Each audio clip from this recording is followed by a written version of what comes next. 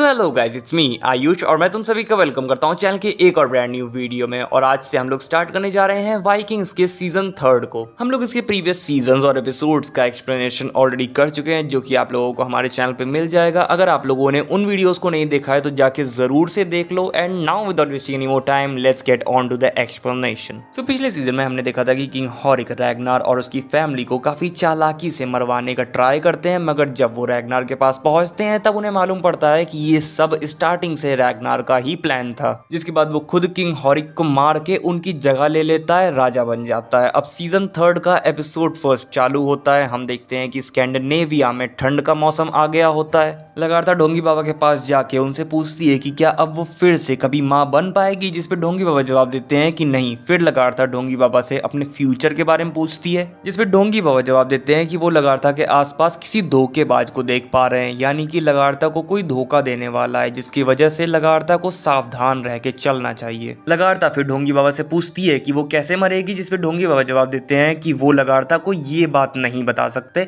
और लगातार काफी कंफ्यूज होकर वहां से चली जाती है, क्योंकि लगातार को ढोंगी बाबा की बातें समझ में नहीं आ रही होती है। इसके बाद सीन शिफ्ट होता है, हम रैग्नार और बियॉर्न को देखते हैं। रैग्नार बियॉर्न से बोलता है कि इस बार गर्मियां आते ही हम वापस वेसेक्स जाएंगे और किंग एग्बर्ट ने हमें जो जमीनें देने का प्रॉमिस किया था वो जमीनें हम किंग एग्बर्ट से ले लेंगे और वहां पे फिर फार्मिंग करेंगे। बियॉर्न बोलता है कि वो भी वापस वेसेक्स जाना चाहता है, मगर खेती करने के लिए नहीं बल्कि लड़ाई करने के लिए। रैग्नार बियॉर्न से पूछता है कि आखिर तुम लड़ना क्यों चाहते हो, आखिर तुम्हारे अंदर लड़ने की भावना क्यों है, जिसपे बियॉर्न कैडागेट की तरफ इशारा करते हुए बताता है कि उसे एक ताकतवर राजा बनना है। जिसपे रैग्नार उसे समझाते हुए बोलता है कि ताकत एक बहुत ही खराब चीज है, ये अच्छे को बुरा बना देती है और बुरे को बहुत ही बुरा, और ताकत सिर्फ उन्हें ही मिलती है जो कि इसके लायक होते हैं। इसके बाद सीन शिफ्ट होकर लगार्था की तरफ जाता है, जो कि अपने किंगडम हिडबे वापस आ जाती है। यहाँ पर हमें एक नए कैरेक्टर से इंट्रोड्यूस कराया जाता है जिसका नाम काल्फ होता है, और ये लगार्था का असिस्टेंट टाइप का है। लगार्था वापस हिडबे इसलिए आई होती है ताकि वो रैग्नार के साथ वापस वेसेक्स जाने की तैयारी कर सके। वो काल्फ को भी अपने साथ वेसेक्स चलने को बोलती है, मगर काल्फ मना कर देता है और कहता है कि यहाँ पर इस किंगडम को संभालने के लिए किसी न किसी को तो रुकना ही होगा। लगार्था फिर उससे आइनार के बारे में पूछती है और काल्फ बताता है कि आइनार अभी भी उसके खिलाफ चाले चल रहा है, अभी भी वो अपने परिवार को मैनिपुलेट करके, लोगों को मैनिपुलेट करके लगार्था के खिलाफ विद्रोह चालू करने की कोशिश कर रहा है। इसके बाद सीन शिफ्ट होके थोरोन की तरफ जाता है, जिसके पास बियॉर्न आता है और उससे बोलता है कि तुम वेसेक्स हमारे साथ मत चलो, पर थोरोन को वेसेक्स जाना ही होता है। मगर यहाँ पे बियॉर्न को ऐसा लग रहा होता है कि थोरोन प्रेग्नेंट है, और अगर वेसेक्स में थोरोन को कुछ हो जाता है तो वो अपने आप को माफ नहीं कर पाएगा, जिसकी वजह से वो नहीं चाहता है कि थोरोन उनके साथ वेसेक्स चले, मगर थोरोन को वेसेक्स जाके ही रहना है। इसके बाद सीन शिफ्ट होकर रैग्नार के ऊपर जाता है, जो कि अपने बच्चों के साथ खेल रहा होता है कि तभी वहां पे एशलॉग आइवर को लेके आ जाती है। आइवर रो रहा होता है, जिसकी वजह से रैग्नार बच्चों के साथ खेलना बंद कर देता है, क्योंकि रैग्नार को आइवर का रोना बर्दाश्त नहीं हो पा रहा होता है, क्योंकि वो अपने बच्चे की इस कंडीशन का इलाज नहीं कर सकता, जिसकी वजह से वो आइवर से जितनी दूरी हो सके उतनी दूरी बनाने की कोशिश करता है। सीन शिफ्ट होकर फ्लॉकी की तरफ जाता है, जहां अब उसकी बेटी थोड़ी बड़ी हो गई होती है, उसे चलना आ गया होता है। फ्लॉकी अपनी बेटी को देख के काफी खुश होता है। फ्लॉकी अपनी बेटी से बहुत ज्यादा प्यार करता है, मगर फिर भी वो कंफ्यूज्ड है, वो चिंतित है और उसे नहीं मालूम कि ये कंफ्यूजन किस लिए है, जिसकी वजह से वो वेसेक्स जाके इन सब चीजों को दूर करना चाहता है। फिर सीन शिफ्ट होकर वापस रैग्नार की तरफ जाता है, जो कि एशलॉग के पास आके उसे बताता है कि वो आइवर और एशलॉग से प्यार करता है, बहुत ज्यादा प्यार करता है। इसके बाद सीन शिफ्ट होकर लगार्था के ऊपर जाता है, जो कि अपनी हिडबे रियासत से वापस से कैडागेट की तरफ निकल जाती है। लगार्था के जाते ही आइनार काल्फ को लगार्था के खिलाफ भड़काने की कोशिश करता है, मगर काल्फ अपने सैनिकों को बोल के आइनार को बंदी बना लेता है। इसके बाद सीन शिफ्ट होकर कैडागेट की तरफ जाता है, जहां हम देखते हैं कि अब सारे वाइकिंग्स वहां आके वेसेक्स जाने की तैयारियां कर रहे होते हैं। फिर हमें सीगी दिखाई जाती है, जिसके पास रोलो आके उससे बोलता है कि अब तुम मुझसे प्यार नहीं करती हो, और सीगी जवाब देती है कि मैं कभी इधर सोचती हूँ कि मैं किंग हॉरिक का साथ देख के रानी बन सकती थी, मगर मैंने तुम्हें चूज किया और अब देखो मैं कैसी सिचुएशन में हूँ। और इतना बोल के वो वहां से चली जाती है, और सीगी के जाने के बाद रोलो गुस्से में आके वहां की सारी चीजें तोड़ने फोड़ने लगता है, जिससे कि हमें ये मालूम पड़ता है कि अब रोलो की चोटें ठीक हो गई हैं। इसके बाद सीन शिफ्ट होकर एथेल्स्टन के ऊपर जाता है, जिसके पास रैग्नार आके उससे बोलता है कि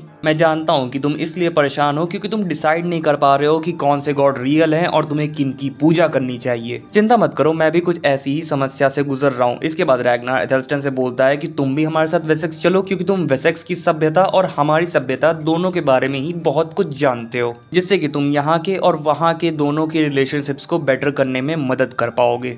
इसके बाद हम देखते हैं कि वहाँ पे दावत रखी गई होती है जहाँ पे टॉडस्टन सबसे बोल रहा होता है कि जल्दी से वेसेक्स चलो, क्योंकि यहाँ पे दो औरतें उसके बच्चे की माँ बनने वाली है और वो दोनों ही एक दूसरे से नफरत करती हैं, जिसकी वजह से वो तुरंत यहाँ से जाना चाहता है ताकि उसे उन दोनों के बीच में से किसी एक को चूज ना करना पड़े। अब दूसरे दिन सारे वाइकिंग्स अपना सारा सामान पैक करके वेसेक्स की तरफ निकल जाते हैं। सीन शिफ्ट होके कैल्फ की तरफ जाता है जो कि आइनार को मारने के लिए उसे नदी के बीचों बीच लाता है, मगर वो उसे मारता नहीं है बल्कि उससे एक डील करता है कि अगर आइनार अपनी फैमिली और लोगों को कन्विंस कर लेता है कि वो लोग कैल्फ का साथ दे, कैल्फ को अपना राजा माने, तो वो आइनार को उसकी खोई हुई पहले वाली रेपुटेशन वापस ला के दे सकता है। यानी कि यहाँ पे कैल्फ का ये प्लान होता है कि वो लगार्था की गद्दी पाना चाहता है, वो हिडवे का राजा बनना चाहता है। सीन शिफ्ट होकर रैगनार और उसके साथियों की तरफ जाता है जो कि किंग एग्बर्ट के पास पहुंच जाते हैं। किंग एग्बर्ट उन सभी का बड़े ही अच्छी तरीके से स्वागत करते हैं, उन सभी के लिए दावत रखते हैं, जहाँ पर प्रिंसेस क्विंथ्रिड उन सभी को ऑफर देती है कि उन सभी को प्रिंसेस क्विंथ्रिड के साथ मर्सिया के लिए लड़ाई में भाग लेना चाहिए। लगार्था बोलती है कि हम लोग यहाँ पे सिर्फ फार्मिंग करने आए हैं, किसी लड़ाई का हिस्सा बनने नहीं आए हैं। जिसका जवाब देते हुए किंग एग्बर्ट सभी वाइकिंग्स से बोलते हैं कि मेरे जो अंडर काम करने वाले मिनिस्टर्स हैं, जो नोबल्स हैं, उन्हें ये बात पसंद नहीं आ रही है कि मैं तुम सभी वाइकिंग्स को 5000 एकर्स की जमीन दे रहा हूँ।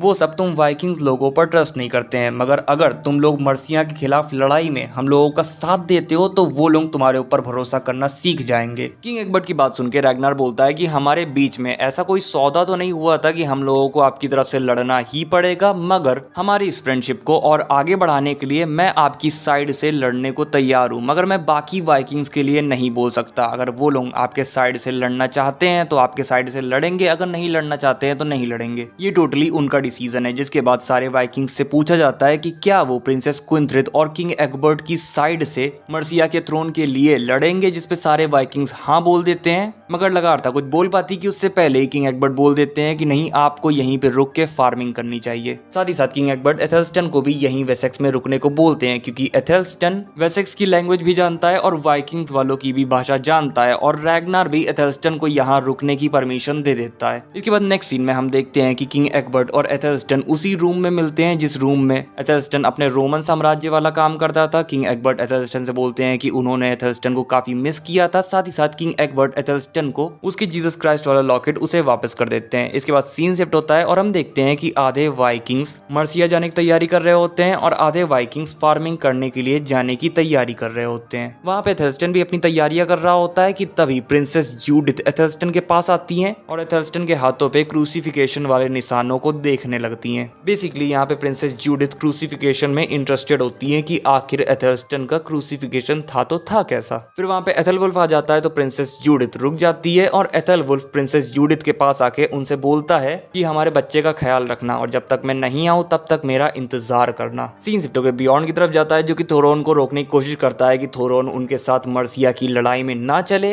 मगर थोरोन अपनी बात पे डटी रहती है जिसकी वजह से बियॉन्ड को उसकी बात माननी ही पड़ती है। फिर लगातार एथेल्स्टन और अपने साथियों के साथ वहां से फार्मिंग करने के लिए जाने लगती है कि तभी वहां पर किंग एग्बर्ट आ जाते हैं जो कि ऑल्सोन के साथ मिल जाते हैं और फिर ये सब मिलके फार्मिंग करने के लिए चले जाते हैं। और दूसरे साइड रैगनार और प्रिंसेस क्विंथ्रिड का ग्रुप लड़ाई करने के लिए चला जाता है। रास्ते में जाते जाते किंग एग्बर्ट लगार्था को घूर रहे होते हैं क्योंकि लगार्था उन्हें पसंद आ गई होती है, वो लगार्था की खूबसूरती के दीवाने हो गए होते हैं। दूसरी तरफ रैगनार प्रिंसेस क्विंथ्रिड से उनके परिवार के बारे में पूछता है। प्रिंसेस क्विंथ्रिड बताती है कि उसके चाचा का नाम है ब्रिटवुल्फ जो कि अब अपने आप को मर्सिया का राजा समझने लगा है और इस चीज में उसकी मदद कर रहा है प्रिंसेस क्विंथ्रिड का खुद का भाई जिसका नाम है बर्ग्रेड। इसके बाद वो सारे लोग आराम करने के लिए वहां के एक खुले मैदान में डेरा जमा लेते हैं और वहां पे वाइकिंग्स और उनके रीति रिवाजों को देख के एथेलवुल्फ और उसके साथी वाइकिंग्स से दूरी बनाए हुए होते हैं। और वहां पे एथेलवुल्फ अपने साथियों से बोल रहा होता है कि चाहे कुछ भी हो जाए मगर हम इन जंगलियों के साथ तो अपनी जमीन नहीं बांट सकते क्योंकि इनके रीति रिवाज हमारे रीति रिवाजों से बिल्कुल ही अलग हैं। तभी वहाँ पे प्रिंसेस क्विंथ्रिड का एक सिपाही आ जाता है और आके बताता है कि प्रिंसेस क्विंथ्रिड के अंकल और उसके ब्रदर ने हम लोगों से लड़ने के लिए अपनी आर्मी नदी किनारे इकट्ठा कर ली है। इसके बाद रैगनार वहाँ के सारे वाइकिंग्स और वेसेक्स के सोल्जर्स को आगे बढ़ने का ऑर्डर देता है और रास्ते में प्रिंसेस क्विंथ्रिड रैगनार से बोलती है कि अगर इस लड़ाई में हम जीत गए तो वो उसे मुंह मांगा इनाम देंगी। इसके बाद जब वो लोग नदी के किनारे के पास पहुंच जाते हैं तभी उन लोगों के ऊपर अटैक होना चालू हो जाता है तीरों से और वो लोग देखते हैं कि नदी के दोनों किनारों पर अलग अलग आर्मीज तैनात होती है। नदी के एक किनारे पे प्रिंसेस क्विंथ्रिथ के अंकल ब्रिटवुल्फ की आर्मी होती है और दूसरे किनारे पर प्रिंसेस क्विंथ्रिथ के भाई बर्गरेड की आर्मी होती है। इसके बाद सीन शिफ्ट होता है और हम देखते हैं कि किंग एग्बर्ट लगार्था एथेल्स्टन और उनके साथी वाइकिंग्स को फार्मिंग करने की जमीन पर ले आए होते हैं। फिर सीन शिफ्ट के वापस रैगनार के ऊपर जाता है, जहां बहुत सोचने के बाद रैगनार प्रिंसेस क्विंथ्रिथ के अंकल ब्रिटवुल्फ पर अटैक करने का डिसाइड करता है, क्योंकि ब्रिटवुल्फ की आर्मी छोटी होती है। प्रिंसेस क्विंथ्रिथ का भाई ये देख के काफी परेशान हो जाता है और उन लोगों पर तीर से हमला करवाने की ट्राई करता है, मगर तीर उतने दूर तक नहीं जा पाते। इसके बाद सारे वाइकिंग्स और वेसेक्स के सोल्जर्स प्रिंसेस क्विंथ्रिथ के अंकल ब्रिटवुल्फ की आर्मी के ऊपर अटैक कर देते हैं। फिर इन लोगों के बीच में एक बहुत ही घमासान बैटल चालू हो जाता है और ब्रिटवुल्फ की आर्मी हारने लगती है, जिसे देख के बर्गरेड काफी दुखी हो जाता है। इसके बाद फ्लॉकी ब्रिटवुल्फ को जान से मार डालता है और वो लोग जीत जाते हैं और इसी के साथ ये एपिसोड यहीं पर खत्म हो जाता है। सो गाइस, बस यही था वीडियो। अगर वीडियो अच्छा लगा हो तो लाइक कर देना, चैनल पे नए आए हो तो सब्सक्राइब करके बेल आइकन दबा देना। मैं मिलूंगा तुम लोगों से नेक्स्ट वीडियो में, तब तक के लिए बाय बाय, टाटा।